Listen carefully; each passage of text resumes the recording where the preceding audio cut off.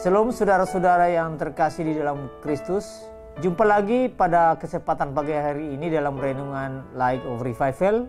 Firman Tuhan yang kita belajar pagi hari ini, mari kita belajarnya dari Kejadian pasal 3 ayat 9 dan 10. Beginilah bunyi firman Tuhan. Tetapi Tuhan Allah memanggil manusia itu dan berfirman kepadanya, "Di manakah engkau?" Ia menjawab, "Ketika aku mendengar bahwa engkau ada dalam taman ini, aku menjadi takut karena aku telanjang, sebab itu aku bersembunyi."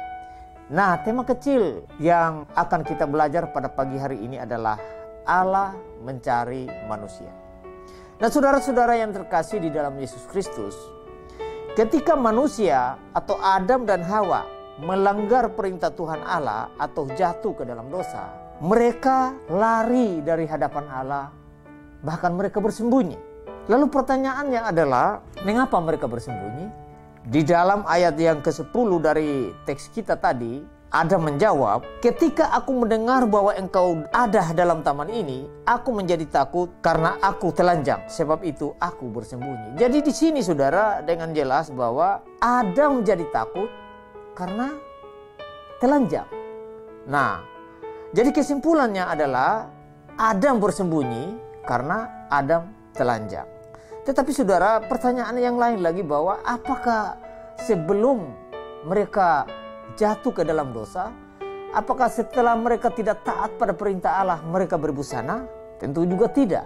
Nah, kita bisa mengambil kesimpulan di sini bahwa ketika Allah menempatkan mereka di Taman Eden dan taat kepada perintah Allah, maka di sana mereka tidak merasa malu, tidak merasa takut, tetapi mereka justru memperoleh kenyamanan, memperoleh kedamaian yang mereka dapatkan. Tetapi di saat mereka tidak lagi mau taat, tidak lagi mau mendengar atau menghormati perintah Allah, maka cemas dan ketakutan selalu menghantui di setiap sudut hidup mereka. Nah, rasa takut dan cemas selalu mengejar-ngejar mereka hingga bersembunyi dari hadapan Allah. Nah, semua rasa itu terjadi karena Allah berdaulat menegaskan keadilannya.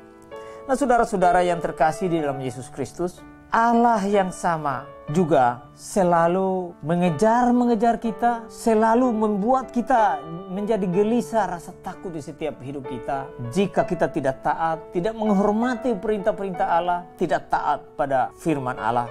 Mengapa demikian? Karena Allah yang kita imani, Allah yang kita percayai bahwa Dia adalah Allah yang dipenuhi dengan keadilan. Sehingga ketika kita melakukan dosa dan pelanggaran tidak taat pada perintahnya, maka kita akan merasa takut, rasa dikejar-kejar oleh ketakutan karena kita tidak taat pada perintahnya.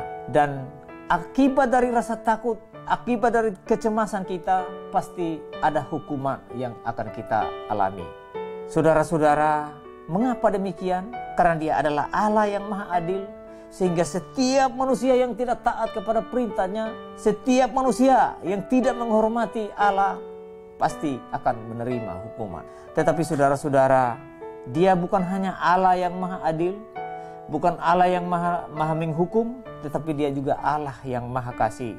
Maka dengan suara yang lembut, Dia mencari dan memanggil manusia itu dengan penuh tanya, "Di manakah engkau?"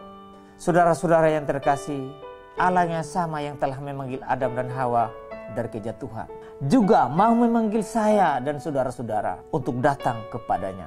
Semua manusia tanpa kecuali yang telah menjadi turunan Adam dan Hawa, yang adalah keturunan Adam dan Hawa, yang adalah kita semua akan menuju ke jurang maut. Tetapi saudara-saudara, Allah yang penuh kasih, Allah yang Maha Kasih itu, Dia menjelma dalam diri Kristus.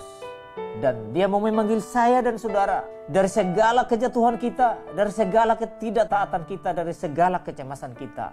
"Marilah kepadaku, semua yang letih, lesu dan berbeban berat, aku akan memberi kelegaan kepadamu." Yesus Kristus memanggil saya dan saudara untuk datang dan percaya kepadanya sebagai Allah yang Maha Kuasa, Allah yang Maha mengampuni dosa. Maukah saudara datang kepadanya? Jika saudara tidak mau datang kepadanya, tidak mau percaya kepada Kristus, maka ketakutan, rasa ketelanjangan, kecemasan selalu hadir di dalam hidup ini, bahkan di dalam hidup yang akan datang. Maukah saudara? Kiranya firman Tuhan boleh memberkati kita. Mari kita berdoa. Allah di surga, terima kasih atas firman-Mu. Biarlah firman-Mu yang kami belajar, yang kami dengar, yang kami renungkan pada kesempatan ini boleh menyadarkan kami, boleh mengingatkan kami, boleh memanggil kami untuk datang kepada Kristus sebagai juru selamat dosa. Di dalam nama Yesus kami berdoa, amin. Baik saudara-saudara, biarlah renungan singkat boleh memberkati kita di dalam hari-hari hidup kita. Shalom.